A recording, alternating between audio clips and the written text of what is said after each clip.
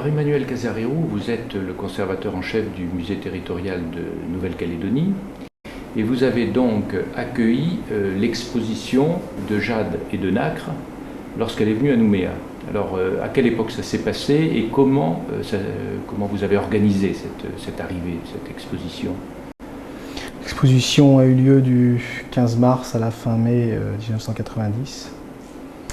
Et avant d'ouvrir l'exposition au public, avant même de penser à l'organiser sur Nouméa, on a pensé la présenter d'abord aux différentes instances coutumières du territoire et à la population kanak en général, afin d'expliquer dans le détail les conditions dans lesquelles allait se tenir cette exposition et dans les conditions dans lesquelles les objets allaient revenir de manière temporaire. Il n'était pas évident de prime abord que les gens acceptent de voir revenir des objets qui étaient partis souvent dans des conditions difficiles dont tout le monde garde le souvenir, de les voir revenir, puis de les voir repartir. Donc il y a eu tout un travail de fait qui a duré 2 mois à la fin de l'année 89, qui a consisté à tourner en Calédonie, aller voir les chefferies, aller voir les communes, faire des réunions et expliquer aux gens l'événement qui allait arriver afin de les préparer d'abord à cet événement et ensuite de recueillir leurs sentiments vis-à-vis de cet événement. Alors c'était des tournées tout à fait passionnantes parce que là on entrait tout de suite dans des débats passionnés autour de la culture et de ce qu'elle voulait dire à l'heure actuelle et c'était quelque chose de tout à fait enrichissant à la fois pour nous afin de mieux inscrire notre action de muséographe dans la réalité culturelle du territoire. Et je pense aussi pour les gens avec lesquels on est rentré en contact, car ça nous a permis aussi d'amener un certain nombre de documents préparatoires donc, pour cette exposition et de les soumettre aux vieux qui étaient là à commenter et à donner leur avis sur la portée culturelle de ces objets, sur leur intérêt, sur leur ancienneté, etc. Alors est-ce que vous vous souvenez par exemple de villages, d'exemples précis, de villages dans lesquels vous êtes allés, de réactions, d'anciens ou de chefs qui vous ont dit certaines choses sur ces objets au cours de vos discussions? Oui, je ne peux pas citer de cas particuliers, mais ce que je peux dire, c'est qu'il y a eu en général une réaction d'abord d'étonnement, de savoir qu'il y avait autant d'objets qui étaient à l'extérieur. On savait que les missionnaires avaient beaucoup récolté, on savait que les fonctionnaires en place avaient aussi beaucoup récolté à travers les âges, mais les gens ne pensaient pas qu'il y avait une telle richesse de l'art kanak à l'extérieur. Donc ça c'était une première information qui a beaucoup frappé les gens avec lesquels on est rentré en contact. Ensuite il y a eu un intérêt très fort pour que ces objets puissent revenir enfin au pays. Et à cette occasion, lors de toutes les réunions qu'on a faites, ils sont ressortis des histoires d'objets qui étaient partis dans des conditions plus ou moins difficiles, et des noms ont été cités, des cas particuliers ont été cités. Et je dois dire que ce qui a préoccupé le plus, je pense, les vieux, car c'était avant tout des vieux auxquels on avait affaire, c'était le cas des objets magiques, c'est-à-dire de toutes les pierres qui servaient aux invocations. Et là, en l'occurrence, dans la région de Kanala, on a eu des demandes très claires pour la restitution de pierres magiques qui avaient été emmenées par les premiers missionnaires lors de l'évangélisation. On vous a raconté justement des histoires de collecte, c'est-à-dire comment se faisait l'échange avec les missionnaires. Est-ce que les missionnaires échanger contre autre chose ou est-ce qu'ils demandaient une offre pour rentrer par exemple dans telle ou telle religion? Comment ça se passait la collecte? Vous avez eu des histoires là-dessus? On a eu des histoires, oui, quelques-unes intéressantes. La plupart du temps, je pense que c'était des dons, d'après ce qu'on nous a raconté, c'était des dons gracieux en fait que faisaient les gens qui venaient de se convertir aux nouvelles religions. Donc c'était une sorte de contrat qu'on passait avec les missionnaires. On acceptait une nouvelle religion et en signe de cette acceptation, on offrait des objets qui avaient trait, eux, à l'ancienne religion qui disparaissait. Ça, c'est la majorité des cas pour ce qui est de la collecte missionnaire. Ensuite, il y a eu des histoires aussi de collecte faites à la tourmente, c'est-à-dire que les missionnaires exigeaient que tous les objets soient amenés sur la place publique, qu'il y ait quelquefois des autodafés, qu'on se dessaisisse, que la communauté se dessaisisse de ces objets anciens. Donc c'était des histoires assez dures, mais tout à fait intéressantes de pouvoir les mettre dans un débat public et que chacun puisse en prendre connaissance et donc mieux apprécier la portée historique. Et alors par exemple, en ce qui concerne ces collectes, les personnes qui en parlaient, est-ce qu'elles l'avaient vécu ou est-ce qu'elles l'avaient entendu raconter par leurs parents? Oui, ce sont des choses trop anciennes pour que les gens les aient vécues. En général, ce sont des histoires qu'on rapporte et qui remontent à une génération, voire 2 générations. Donc c'est des histoires qui perdent un peu de leur précision quant au nom, quant aux circonstances historiques exactes. Mais toutes racontent un peu ce sentiment de dépossession très fort. Et alors en ce qui concerne par exemple la collecte faite par les militaires ou par l'administration, il y a eu des histoires aussi beaucoup plus dramatiques, parce que c'était par exemple déposer les armes, etc. Vous en avez entendu de ces récits? Non, on a surtout eu comme récit les récits sur les collections missionnaires ou les choses qui étaient vendues. Je dois signaler à ce propos qu'on a eu aussi tout un stock d'histoires qui correspondait à des ventes illicites. Je m'explique, il s'agissait de gens de la tribu qui vendaient en leur nom propre des objets en fait qui appartenaient à la collectivité. Alors ça, il y a beaucoup d'histoires qui remontent là, qui sont quelquefois assez récentes, enfin, qui remontent jusqu'au début du XXe siècle. Alors justement, ils vendaient en général des objets qui ont une valeur symbolique, qui prenaient tout à coup une valeur marchande, puisqu'il y avait des acquéreurs, et qui pouvaient ensuite acquérir même le statut d'objet d'art. Alors, comment c'est vécu ça est-ce que vous avez eu des réactions, par exemple, des gens qui venaient visiter l'exposition et qui se rendaient compte qu'il y avait là des objets symboliques qui n'auraient pas dû être vendus?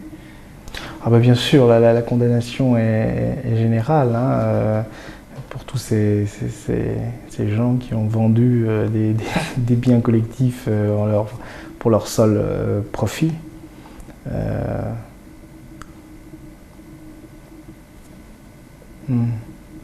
Mais c'est encore condamné aujourd'hui? Est-ce que ça se passe encore, des ventes comme ça, ou c'est beaucoup plus rare? Non, ça s'est passé jusqu'à très récemment. Notre travail au musée, entre autres, c'est de tenir à jour une sorte d'inventaire du patrimoine kanak sur place, et donc d'essayer de suivre les pistes d'objets qui ont disparu dans les 10 dernières années. C'est quelque chose qui s'est pratiqué jusqu'à très récemment. Je suis sûr que ça se pratique encore malheureusement dans quelques cas, de plus en plus rare, j'espère, grâce au travail d'information que l'on fait. Parce que les gens, la plupart du temps, vendaient ces pièces pour des sommes complètement ridicules en comparaison des sommes que ces pièces peuvent atteindre sur le marché international de l'art. Et alors vous, par exemple, quand vous circulez dans les musées ou quand vous voyez dans les salles de vente les sommes que peuvent atteindre ces objets, qu'est-ce que ça vous fait, vous? Parce que vous êtes quand même un représentant aussi de ce peuple. Je veux dire que la déformation professionnelle prend le dessus, et en fait c'est une approche un peu différente, qu'on a des objets à force de les côtoyer, Quand on a passé ce cap de défiance vis-à-vis des objets anciens et qu'on se met à pouvoir les manipuler, à rentrer dans les réserves, à être seul avec eux pendant un moment, on a forcément une relation à l'objet qui est très différente des gens qui ne les côtoient jamais, mais qui en ont entendu parler, et donc tous ces objets sont auréolés d'une certaine aura. Donc mon approche me semble assez différente de celle celle que j'avais il y a quelques années avant de travailler dans un musée, c'est certain. Alors parlons un petit peu de l'approche des gens qui sont venus justement à Nouméa visiter l'exposition. Ça a été visité par des jeunes, par des vieux, par des gens qui venaient des villages en autocar. Alors quelles ont été les réactions là? Est-ce qu'il y a eu des réactions? Vous en avez recueilli? Vous avez entendu des témoignages là-dessus? Oui, on a eu des réactions tout à fait passionnantes. D'abord, bon, c'est ce que j'indiquais tout à l'heure, je pense que c'est avant tout un sentiment d'étonnement, de voir la richesse et la diversité. Et ça, c'est quelque chose de très fort. De voir que les objets Kanak n'étaient pas des formes figées, mais qui avaient eu, à travers le temps et à travers l'espace géographique du pays, des tas de formes possibles, des tas d'inventions, que la culture n'était pas quelque chose de figé, mais quelque chose qui bougeait sans arrêt, quelque chose d'évolutif. Et je pense que ça a été l'apport majeur de cette exposition. Et bon, ce sentiment a été ressenti à la fois par les gens, les Kanaks, les gens qui participent de cette culture, et à la fois par les non-Kanaks, les gens qui ne participent pas de cette culture, mais qui la côtoient. Et je pense que ça, c'est l'attrait majeur de l'exposition. Bon, ensuite, dans le milieu Kanak, on a eu deux grands types de réactions. D'abord, celle des vieux, qui savent pertinemment et qui savent mieux que nous, dans certains cas, ce que veulent dire ces objets, qui ils sont, d'où ils viennent, à quoi ils renvoient, qu'est-ce qu'il y a comme histoire autour de ces objets. Là, c'était beaucoup plus une sorte de leçon que nous prenions. Quand nous avions la chance d'accueillir ces vieux, on faisait la visite avec eux, on leur expliquait la provenance des objets, et c'était une formidable leçon de culture que nous recevions de la part de ces vieux. En ce qui concerne les tranches d'âge plus jeunes, et en particulier les jeunes Kanaks qui sont sur Nouméa, là c'était la découverte complète, c'était la fascination de se retrouver devant quelque chose qui était soi, mais qui nous était complètement étranger. C'était quelque chose de totalement neuf, c'était un bouleversement, je pense, assez profond, entre autres quand il y a eu la découverte de la sculpture, des petites statuettes que personne ne connaissait, quand les gens ont découvert la variété et la finesse du graphisme des bambous gravés. C'était tout à fait intéressant de voir les jeunes de quartiers comme Montravel se grouper autour des vitrines et d'être en admiration devant ce qu'avaient fait leurs ancêtres, bien que tout ça, pour eux, représente quelque chose de profondément immergé dans le passé, quelque chose avec lequel ils ont un lien des plus ténus. Est-ce que justement les vieux en ont profité à cette occasion pour donner quelques leçons aux jeunes directement? Oui, quand les gens sont arrivés en groupe constitués de certaines régions, hein, il y avait à la fois des jeunes, des femmes, des vieux, des vieilles. Et ça, c'était très intéressant, parce que là, la visite était guidée, non pas par nous, mais par les vieux. Et là, je pense qu'il y a eu beaucoup d'informations qui sont sorties là, et ça a été une grande leçon pour tout le monde.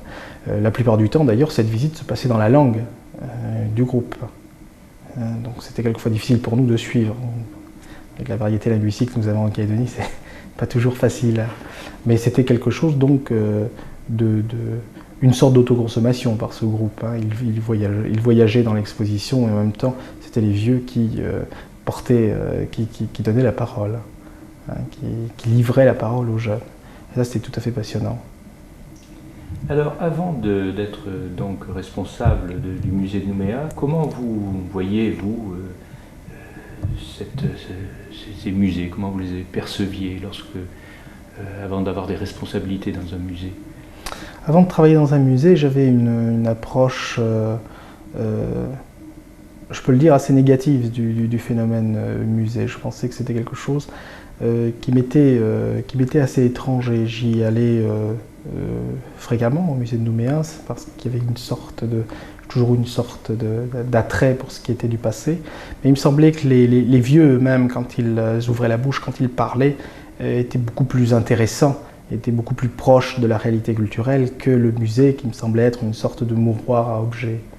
Et c'est par la suite, en travaillant dans un musée, j'ai voulu donc donner à mon action dans ce musée quelque chose de plus proche de la réalité culturelle, c'est-à-dire essayer d'ancrer le musée dans la pratique culturelle d'aujourd'hui, ne pas profiter justement de mon expérience pour rendre le musée plus proche des préoccupations du temps présent et non pas en faire quelque chose de figé.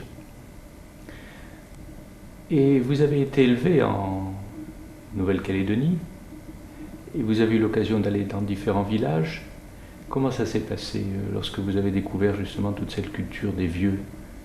À quelle occasion? Ça a toujours été une passion pour moi.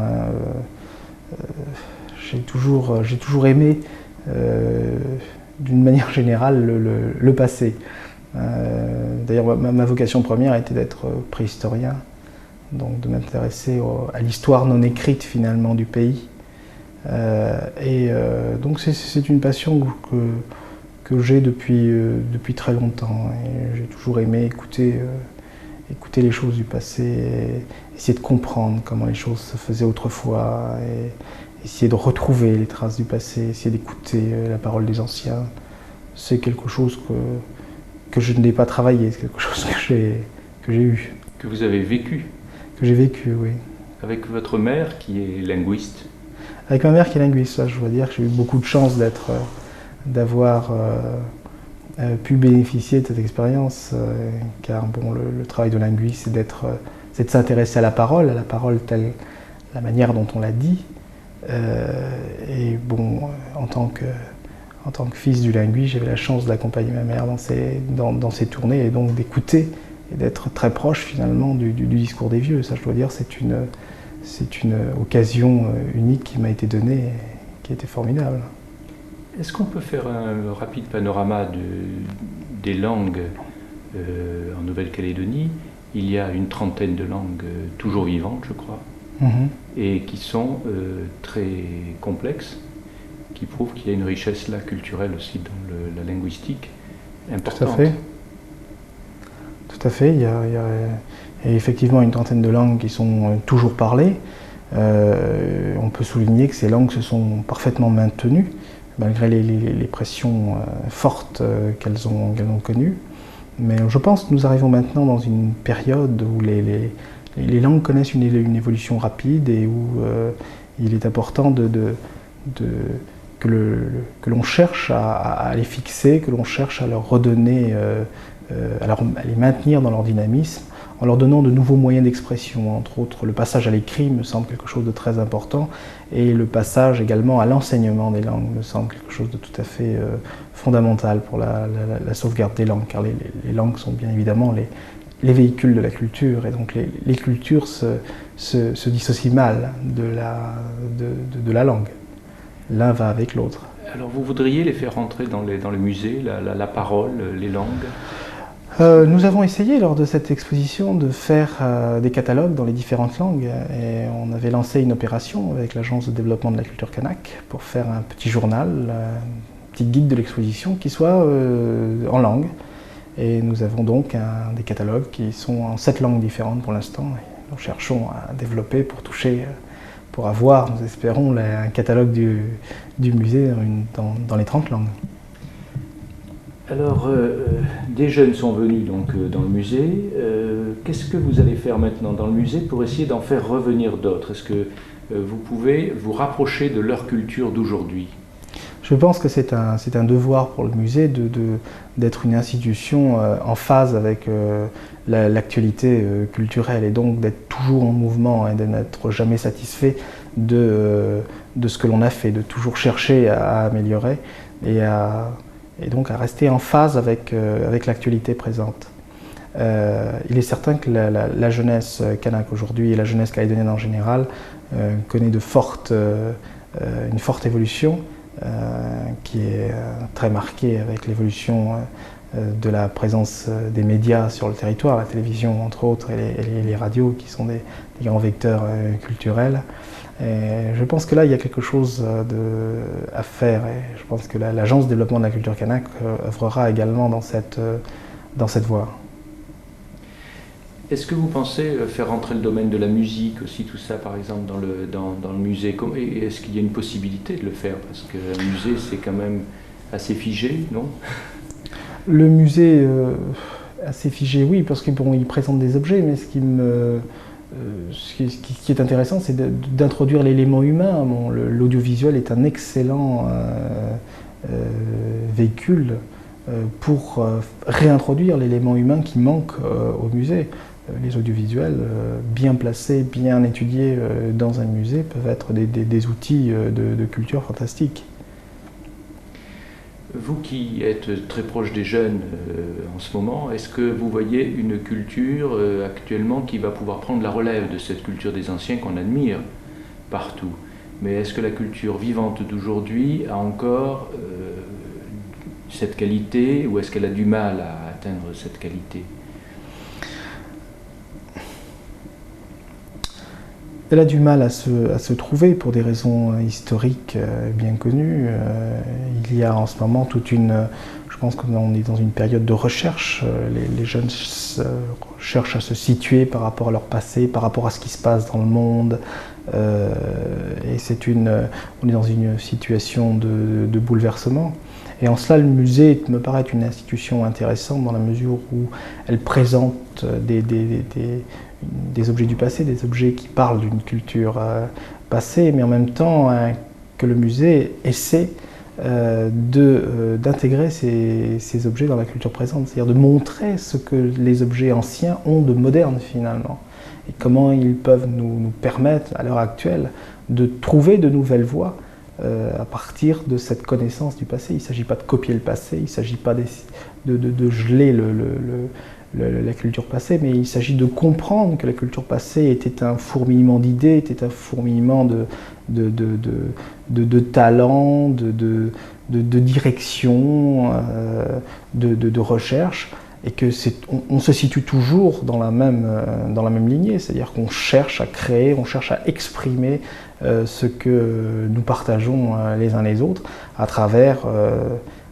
des objets d'art ou des objets de la vie de tous les jours, à travers la culture matérielle ou la culture chantée, dansée, parlée.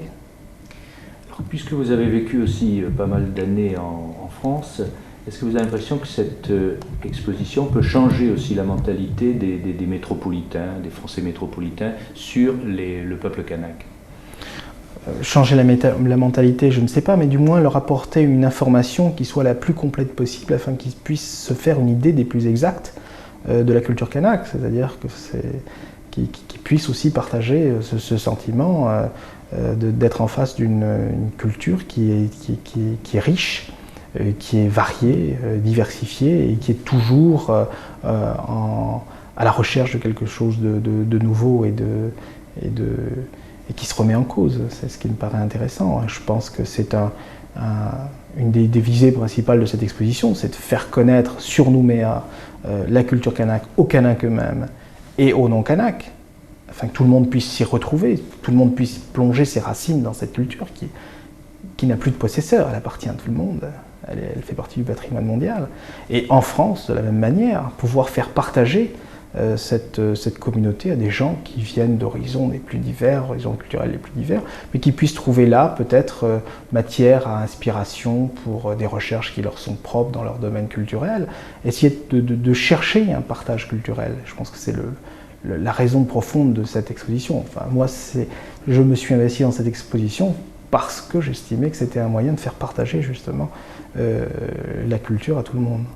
Alors avoir choisi le lieu du temple de la colonisation qu'est actuellement le musée des arts africains et océaniens, qui a été quand même le pavillon en 1931 de l'exposition coloniale, est-ce que c'est une revanche, est-ce que c'est un pied de nez, comme certains l'ont écrit? Je crois que c'est effectivement très, très symbolique et c'est très intéressant. Il ne faut pas se voiler la face, il faut accepter l'histoire telle qu'elle est. Et s'il est vrai que ces bâtiments ont abrité les grandes expositions coloniales, ont abrité une idéologie coloniale qui était maîtresse à l'époque et que maintenant on vit une autre époque. Et c'est intéressant de pouvoir faire ce genre de retournement historique en douceur. Merci.